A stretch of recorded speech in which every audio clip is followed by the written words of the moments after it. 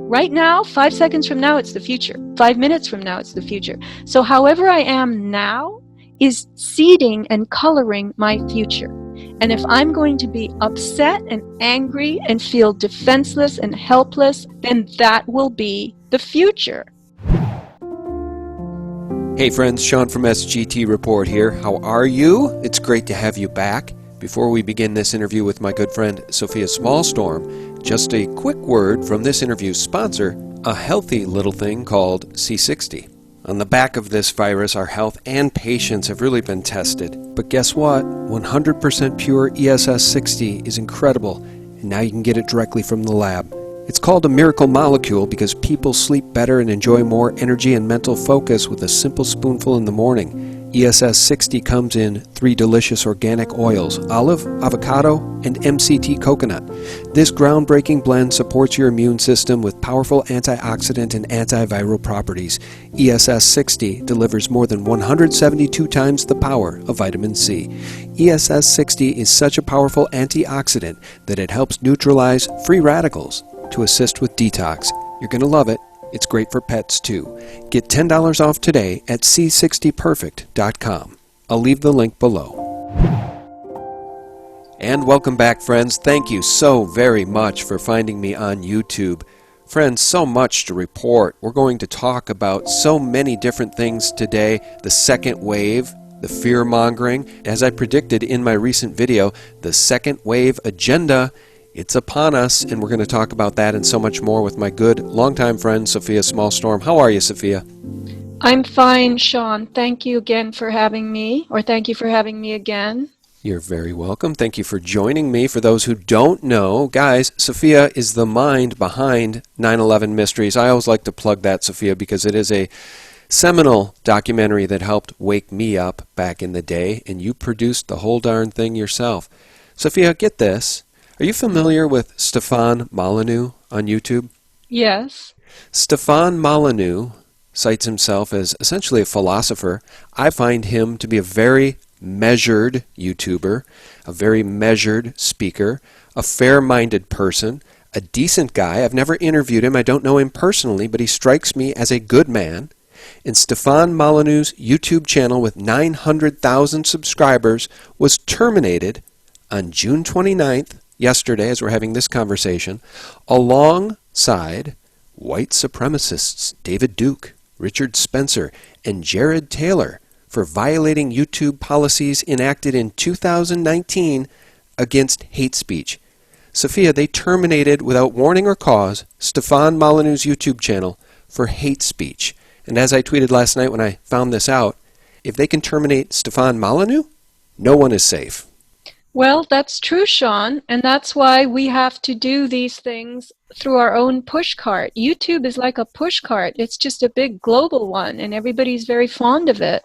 You know, I have always said the day will come when we have to sell our stuff, propagate, disseminate our stuff through the pushcart, which, by the way, they're not allowing in India under these COVID restrictions. The police are pushing over the pushcarts and letting all the fruit and the veggies spill into the street. But the problem is, Sofia, and you know it, Google is the #1 most trafficked website on planet Earth, and YouTube is #2. And Google owns YouTube. So YouTube is the global town square. And the problem is, I get this from people all the time, stop moaning and bitching about being on YouTube and their censorship, get onto other platforms. Well, I'm on other platforms. I'm on Parler. I'm on Minds. I'm on BitChute. You know, I have 27,000 subscribers on BitChute, but the town square, the global town square, is YouTube.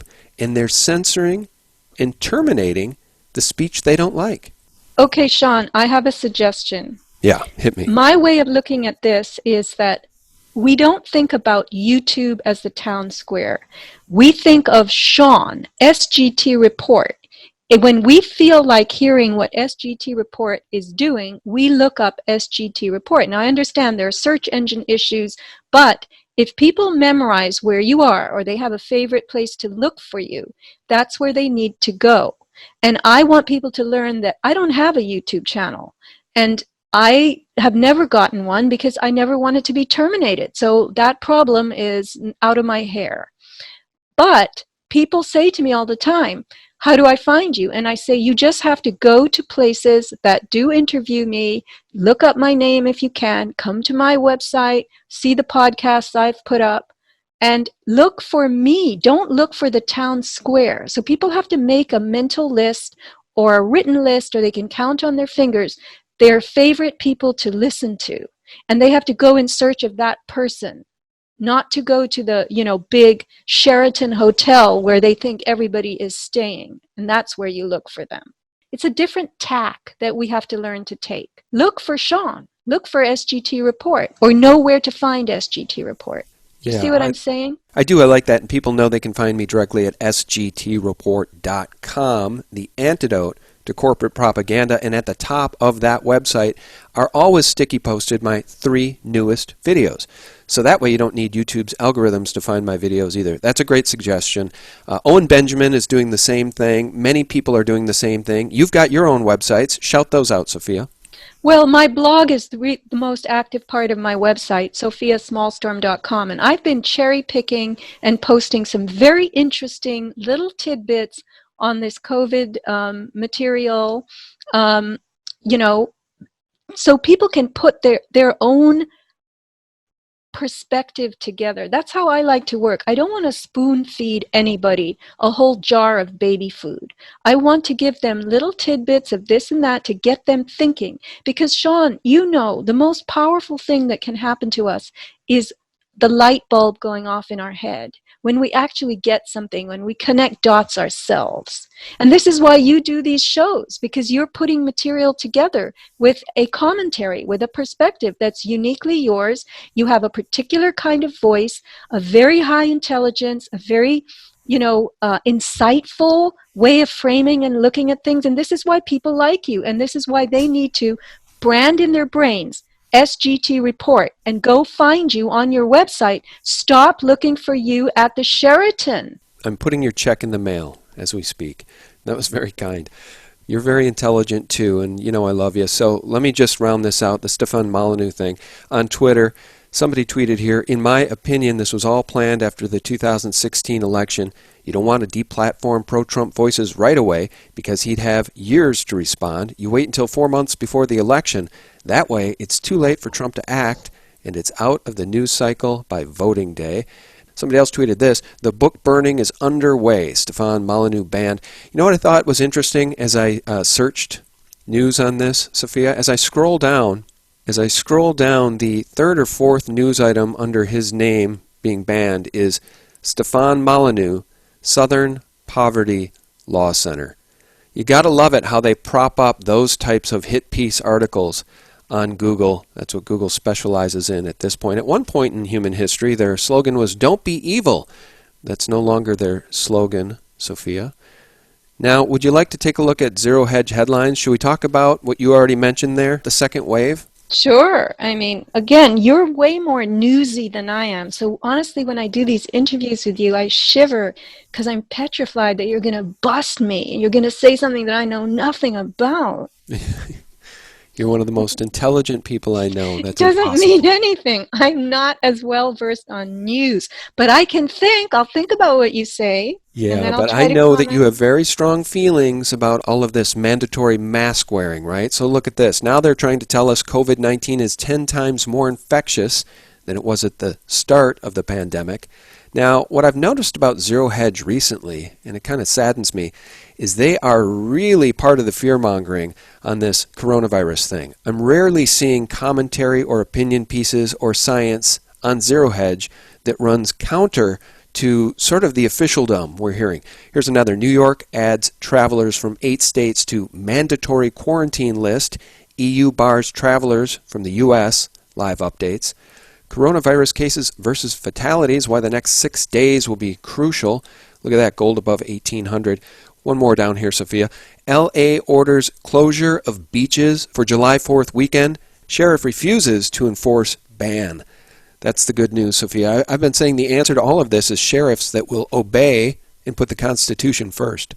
Yeah, Sean, I'm looking at the California Department of Public Health, the June 18th release, let's call it a release, and It's titled Guidance for the Use of Face Coverings. There is no law. I keep hearing people tell me the governor mandated, there's an executive order, the Department of Health, blah, blah, blah. But it's titled in boldface, Guidance. If I were to give you guidance, it would be your option to say thanks or no thanks, right?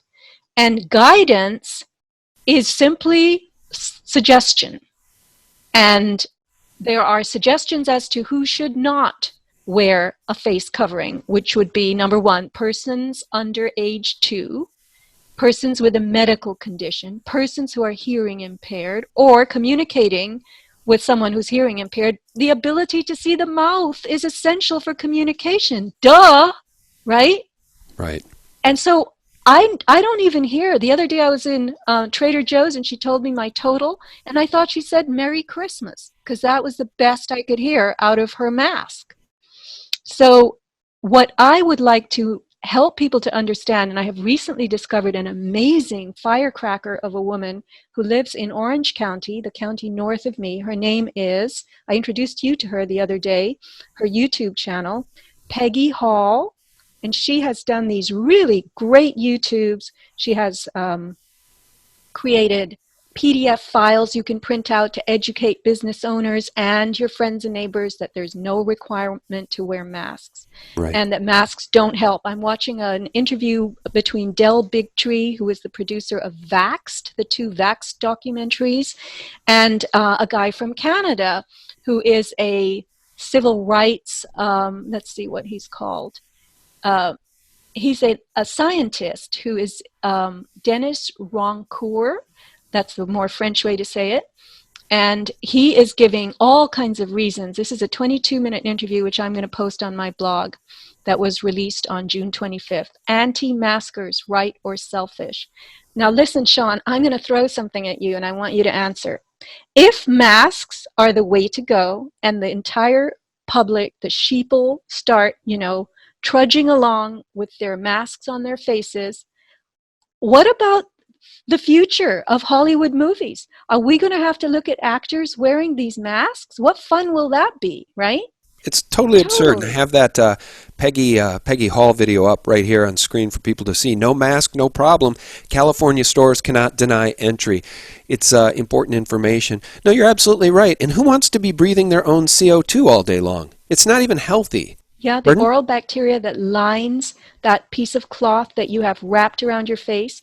And also, you will end up getting not only sore throats, as people have reported, headaches. There were videos, I posted one on my blog, a guy with a little beeper. It's some kind of sensitive device that measures how much oxygen, ambient oxygen there is in any environment, and he slips it under his face mask, cloth face mask. OSHA says under 19.5% is potentially fatal. It's very dangerous. And this thingamabob is registering 17%. So if you're taking in 17% only of oxygen, as opposed to the recommended baseline by OSHA of 19.5 in your ambient environment, then you're putting yourself at great risk. Listen, think about it. All your biological functions are getting sufficient oxygen, and they're starting to, falter. It gives you possibly brain fog with your headache. The sore throat thing, I know people who have told me that every day they have to wear a face mask, they end up with a sore throat. They feel dizzy. They don't feel good. They don't feel like they're on 100%, firing on 8 cylinders. And the other thing, Sean, that I've been thinking about is not only can you not recognize people, but they don't want you to catch sight of someone and make a new friend. I mean, you're not going to be able to bump into people in any kind of, very casual social context, like at the store, recognize a neighbor, or at the park with your dog and meet another dog owner who's at the park throwing a stick for their dog and make friends. How are we going to make friends if we can only see people's eyes? And we're not allowed to go near people we don't know. Well, we've talked about this many times. It really is just another part of the anti-human agenda. I mean, you know as well as I do that suicide rates in this country are off the charts. The suicide rates among young people keep climbing because young people feel disassociated from each other. They feel alone, they feel isolated despite all the social media. It's sort of a divide and conquer strategy, and it seems to me that one party is in on it way more than the other party. But let me just read this for you. With all credit to my buddy Bix Weir. Bix read this morning in his morning cup of Z on his YouTube channel, Road to Ruta. Mayor says Eagar will err on the side of freedom. This is Eagar, Arizona. Dear citizens of Eagar, over the past several weeks I've been asked repeatedly what the town of Eagar plans to do about COVID-19 masks, visitors, riots, etc. It is somewhat alarming how many expect and almost invite a more drastic infringement on their freedoms. My response from the onset of the COVID-19 pandemic has been that we will err on the side of freedom. When riots began to riddle the country and our governor took the drastic measure of statewide curfew again, I maintained that we will err on the side of freedom. I've received numerous phone calls from reporters, citizens, visitors, and complete strangers to our area asking me why the town of Eagar has not canceled upcoming rodeos and our 4th of July parade. Again, my response is that Eagar will err on the side of freedom. What authority does the town of Eagar or any other state or local government have to infringe on the rights of healthy, law-abiding citizens? And he goes on, maybe I'll read more of that later, but isn't that music to your ears, Sophia? Well, yes. Err on the side of freedom and mingling and having fun.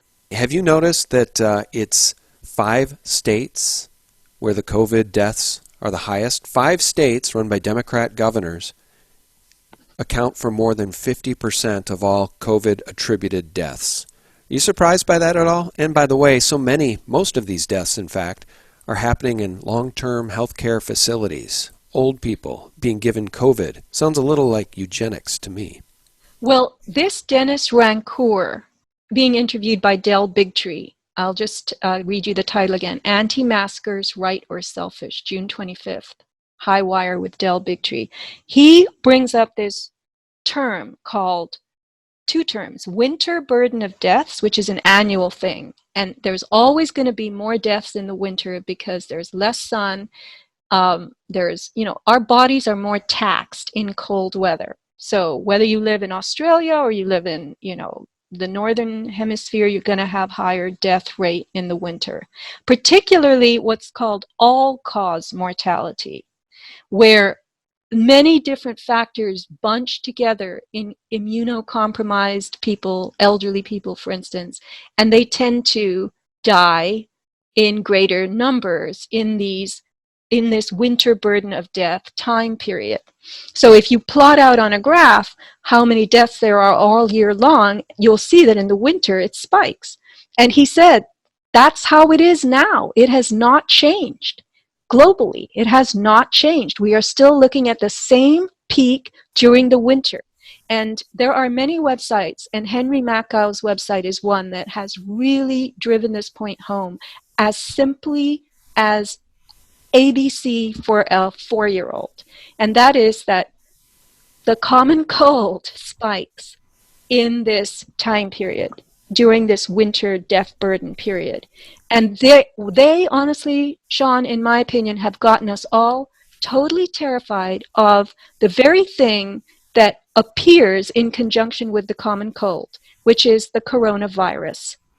Coronavirus, if you look it up in Wikipedia, Wikipedia says coronavirus is the cause of the common cold. I prefer to say coronavirus types show up in your body with the common cold, with the flu, with these types of illnesses, because they are repair mechanisms for that kind of bodily challenge, all right? Mm-hmm. That's my view. But it's just about 2 sides of the same coin. Wiki will tell you, and everybody else will tell you in mainstream, that coronavirus is the cause of the common cold.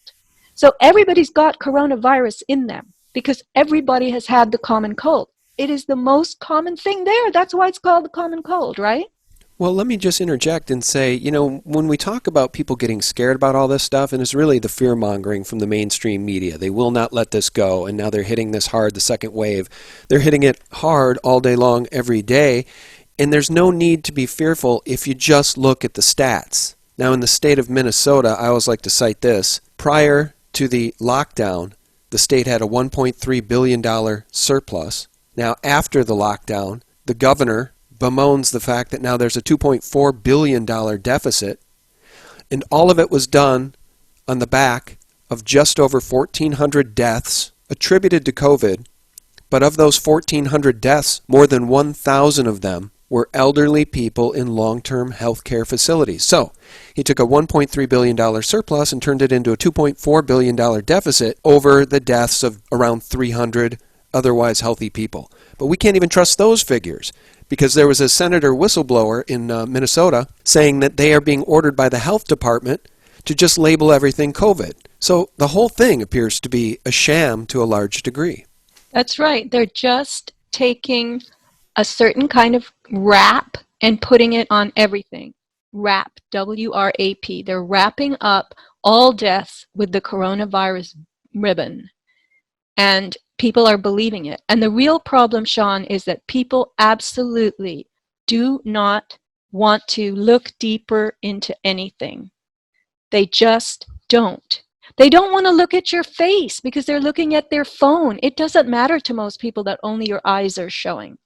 It really doesn't matter, because we're already transitioning into the world of AI, which is going to govern us in this new age of the post-human, the Homo evolutus age, the transhuman age. And people have to dig in their heels and say, I want to be a human being. I don't want to be a gender-neutral person. You notice that they're not saying man or woman any longer. Persons, when I read the guidance thing from the state of California, it was persons. Persons are corporate entities. And this is another thing. They're going to switch us all over into thinking of ourselves, not as a man, a woman, a child, but as a person. And that will connect automatically, silently, invisibly to our corporate entity, our legal fiction. And then they'll try to, muscle in all kinds of new policies because we have unwittingly consented to them. So everything follows your consent, whether you realize it or not. Now, Sean, I didn't get to say my second website when you asked me, but that is my store, avatarproducts.com. And the reason I'm pitching it now is that I created, with the help of a couple of very generous friends, 5,000 bumper stickers that say, I do not consent. Now, these could refer to anything, right? And whatever you buy at Avatar Products right now, for every $10 you spend, you get an I do not consent bumper sticker. That's cool, and I want to play this soundbite for you. I hope you can hear this. Let me know if you don't hear this right away. Maybe I'll play the whole thing here, and I retweeted this last night. It is an angry woman in Florida speaking her piece before the county board or the city council or something here. Listen to this, Sophia. Boy, is she ticked, and she's right. You literally cannot mandate somebody to wear a mask knowing that that mask is killing people. It literally is killing people. And we the people, are waking up, and we know what citizen's arrest is, because citizen's arrests are already happening, okay?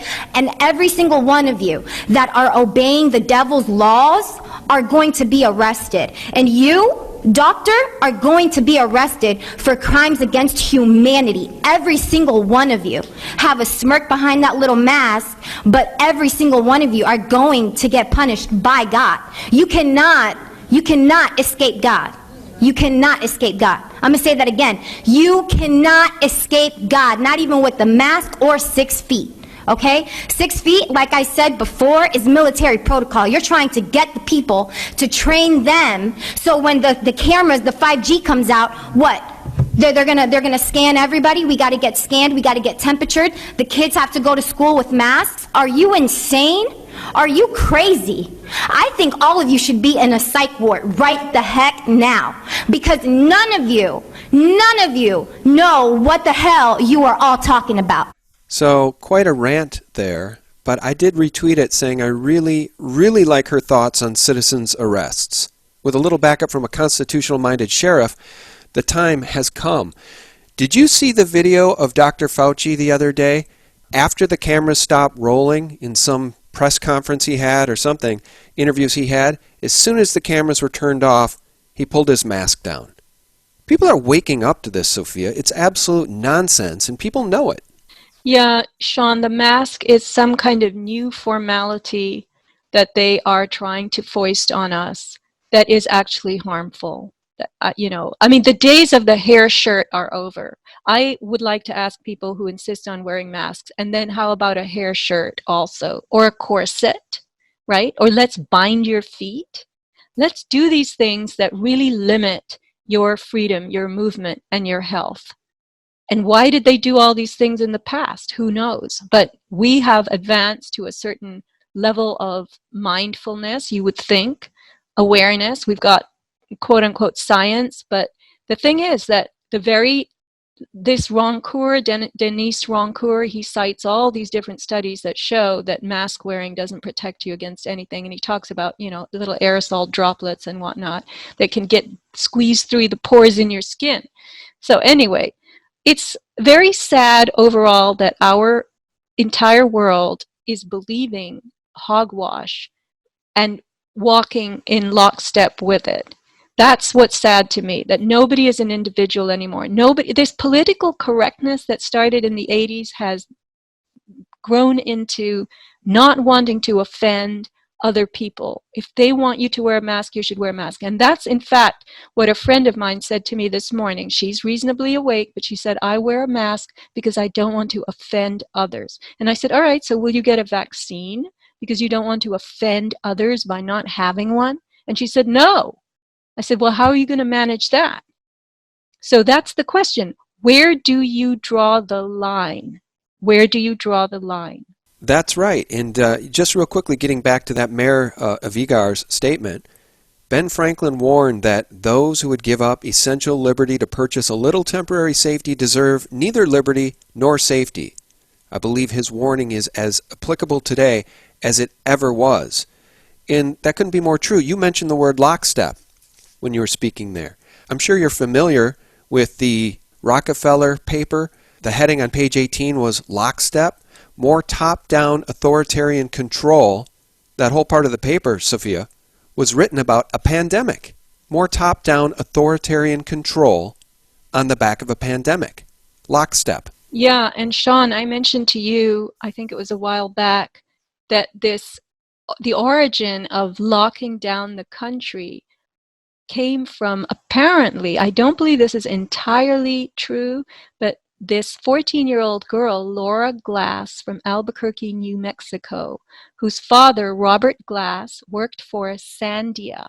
Sandia is a very heavy-hitting corporation that is connected to the federal government, and it's kind of like a think tank. I should bring up my newsletter itself and read from it to you. But Laura Glass was looking up how to stop epidemics, and she was the one who determined that shutting down the schools might be a good idea, because at 14 she made this into a science fair project, and she actually won third prize at an international science fair in Indianapolis. And this would have been, I think, in 2004 or 5. But anyway, I can look it up in my newsletter.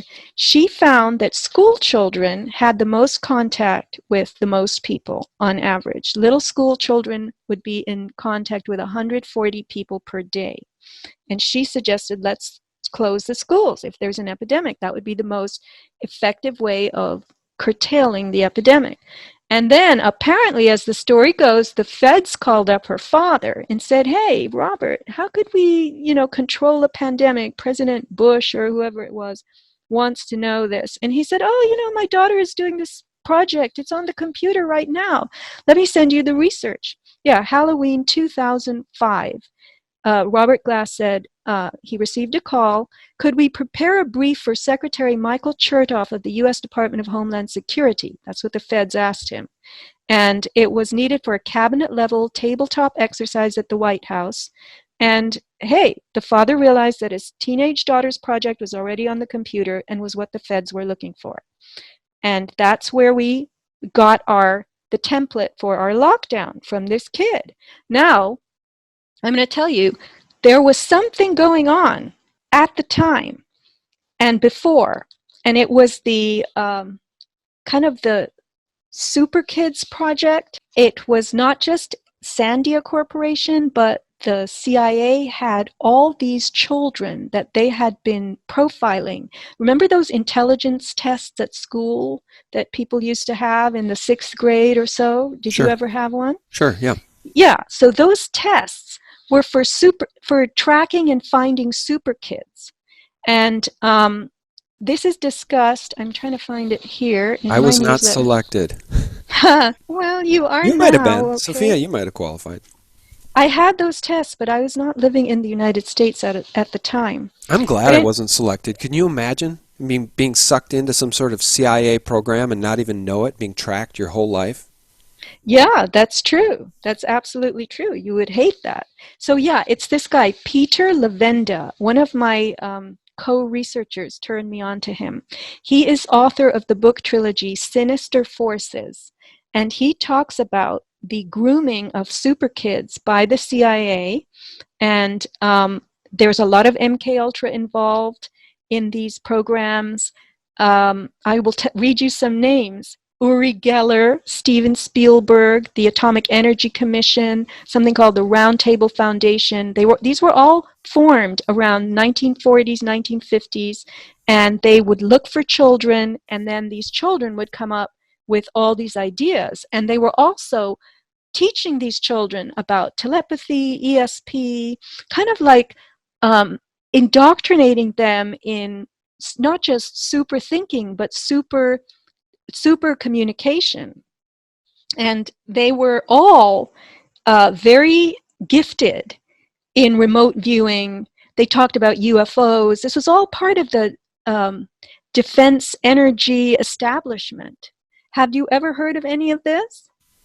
I mean, a little bit. It reminds me of that Netflix show that was so popular, the name of which escapes me at the moment, but about the little girl who was essentially put into a program by her own father, and he was the head of one of these CIA programs. It was all about MK Ultra mind control and telepathy. And what is the name of that? I have to look it up. Do you know what I'm talking about? Yes, vaguely. I think it's all part of this because here, this is from Sinister Forces. It's a quote I put in my newsletter. In the immediate post-war years, as the Soviet Union gradually assumed the mantle of our cosmic enemy, American children were called on as never before. Many children were tested for intelligence and some were selected for further tests. Whitley Strieber was a horror novelist, and he recalls that he was made to have encounters with visitors at the secret school hidden within San Antonio's Olmos Basin. And he said this might be screen memories of actual psychological testing that was done by, American intelligence, tests that could have included hallucinogenic drugs, because this kind of thing was introduced to children as well.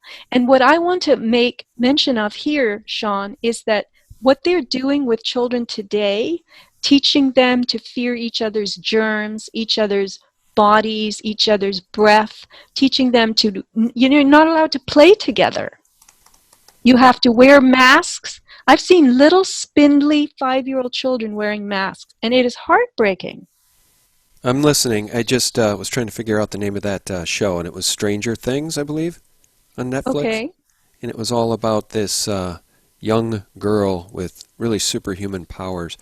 That's interesting what you're saying. Was Whitley Strieber part of one of those programs? Is that what you're saying? Yes, yes. Yeah, that's interesting, because he's the one that claims to have had alien visitations, etc. Exactly, right. Yeah. Okay. And Sandia was trying to develop the super kids to have paranormal powers and to deal with extra-dimensional intelligence.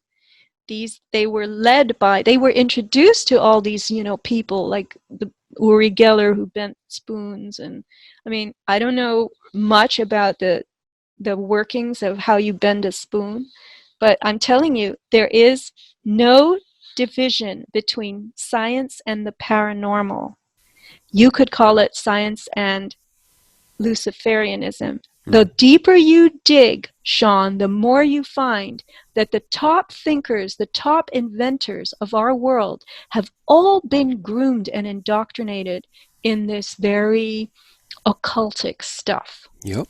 I always point to Aleister Crowley and Jack Parsons, both of whom communed with something, I would call them demons, and both of whom benefited with knowledge from these entities with whom they communed. It's interesting. So Stranger Things, listen to this.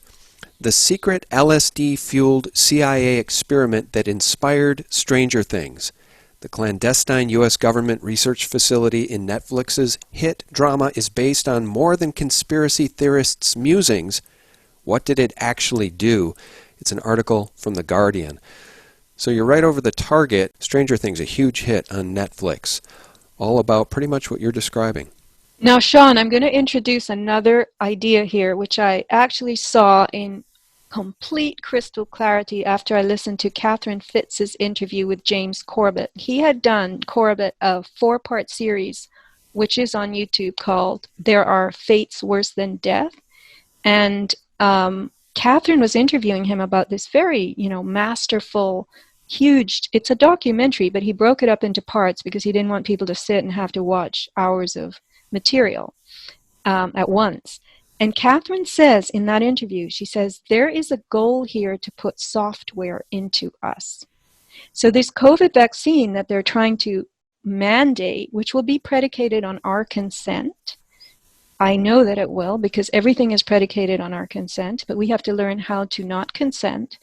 Anyway, this is a Microsoft operating system that they're going to put in our bodies. And I made a little acronym for that. Remember MS-DOS, DOS? Sure. Mm-hmm. This is MS-BOSS, Body Operating System. And this COVID vaccine is the marriage of man with machine. This is the software entering our neurology. That wouldn't surprise me for 1 second. Nobody is pushing harder for a vaccine for this thing, and a mandatory vaccine for everybody on planet Earth. Nobody's pushing harder than Bill Gates. And I think that's giving a lot of people pause. I mean, who would want Bill Gates, who's not a doctor, he's not even a scientist, who would want Bill Gates to be in charge of coming up with a vaccine and making it mandatory for everyone around the planet? Although lately he's been saying his biggest hurdle, the last hurdle for this thing, will be getting people to take it. So, to your point, maybe people will have a choice and do not consent. Right. The consent will prevent us from doing certain things that we would like to do. Like they'll say, all right, federal government regulates the airways, you've got to have the COVID vaccine, and it has to be updated. Now, who brought us the computer virus, right? Bill Gates. You have a PC and it's apt to get a virus, so now you have to get an antivirus program and it will expire and you have to renew it. And that same thing, they're going to tell us COVID virus, coronavirus 19, oh, it's mutated now. Let's see COVID 20. Well, now it's COVID 21. So you have to get a new vaccine every time. And they'll start this baloney about how the virus keeps mutating. It outwits the scientists.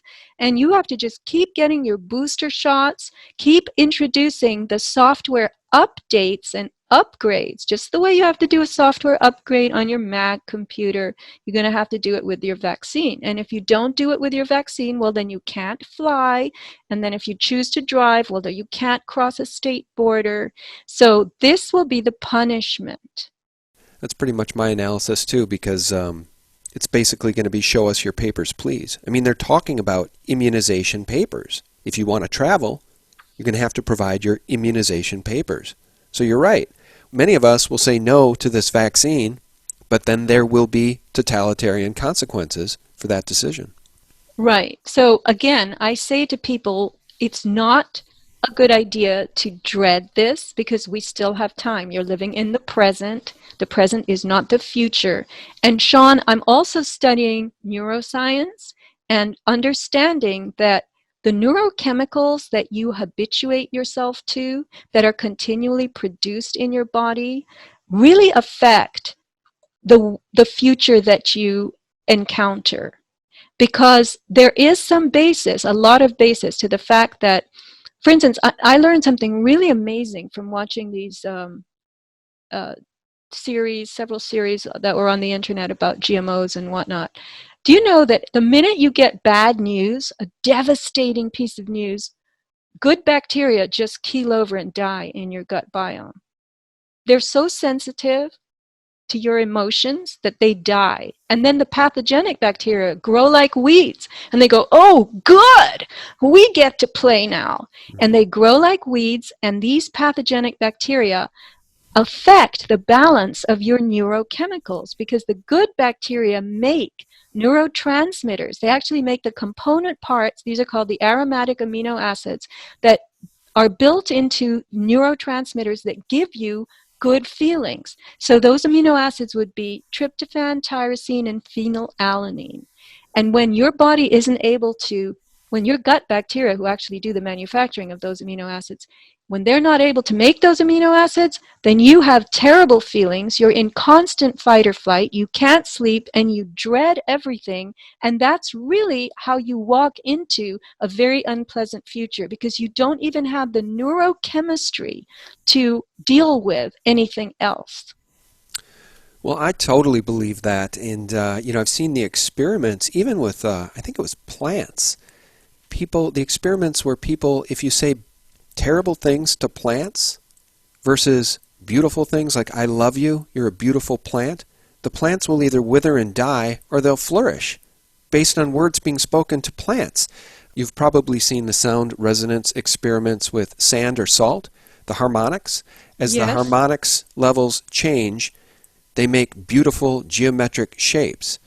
It just always brings me back to the idea that we are engaged in a spiritual war, and those enemies of humanity would have young people believe that this whole thing happened by way of a big bang, an accident, as opposed to God speaking this beautiful planet into being.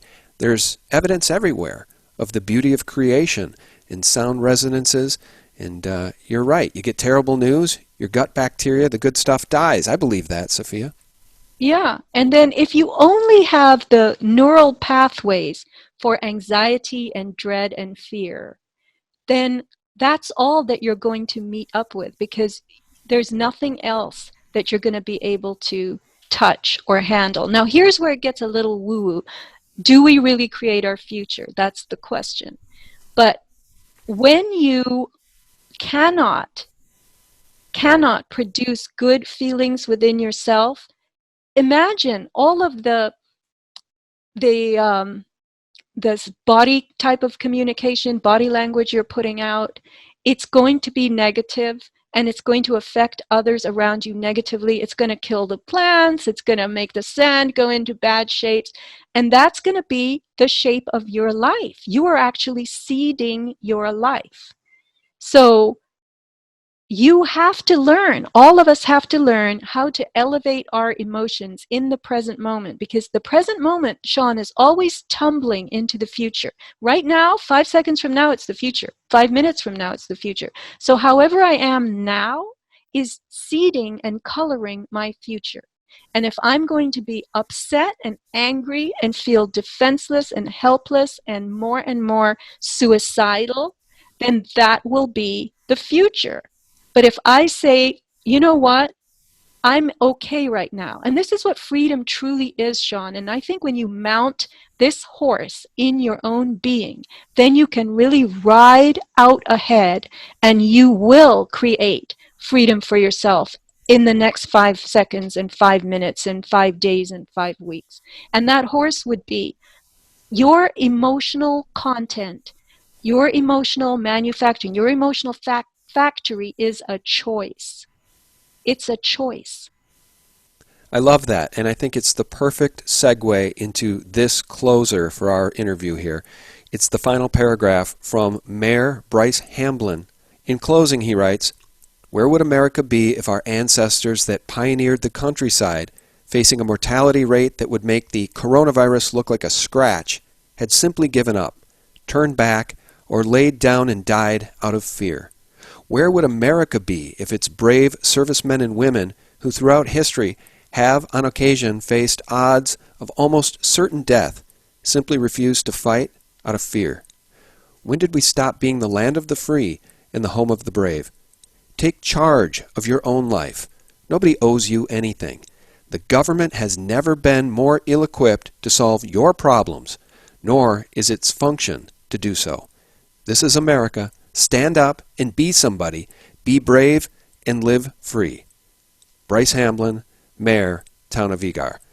I think that's a pretty good way to round out this conversation. Be brave and live free, friends. Sofia, what do you recommend people get over at Avatar Products to keep their gut bacteria healthy and to keep their overall health in check? Well, the gut biome product I sell, and I've sold it very successfully, meaning I've had amazing feedback from people, is the product Restore. And that will make you sleep more deeply. It will help the gut wall to tighten against materials flowing out that are half digested, that end up triggering your immune system in a negative way. So anytime you can restore homeostasis, health, balance to your body, Restore is really easy to take. It tastes like weak Lipton tea, and you take a tablespoon a day. And it's an electrical signaling product. It's not a mineral supplement or anything like that. It works on the redox signaling of your body, the internal communication pathways. And that's what we were talking about with gut bacteria, right? Gut bacteria in your brain, it's all about resonance and communication. So this kind of thing is very, very helpful, as is any magnesium product. Magnesium gets you back into parasympathetic response, rest, digest, relax. It also reduces pain. And so, Sean, those are the things, the cornerstones of my existence in this sales effort that I keep up is those three products. Restore Iodine, which I didn't really mention, which is also very utilitarian, shows up in every cell of your body and gets you working properly. And Restore. But I want to say something which is a little play on words on that town that you pronounced a couple different ways. I don't know how to pronounce it. It doesn't matter. But here's the thing, Sean. We need to look into the future with eagerness. We need to be eager about our future. We need to have excitement about the future, anticipation, rather than fear, worry, dread, and anxiety. So listen, that guy is the mayor of Eagar. We all have to be eager, right? Right. Eagar, Arizona. I like it. I like that mayor. That guy should be running for president, or at least senator, or governor. He'd make a great governor. Well, suggest it to him. Email him.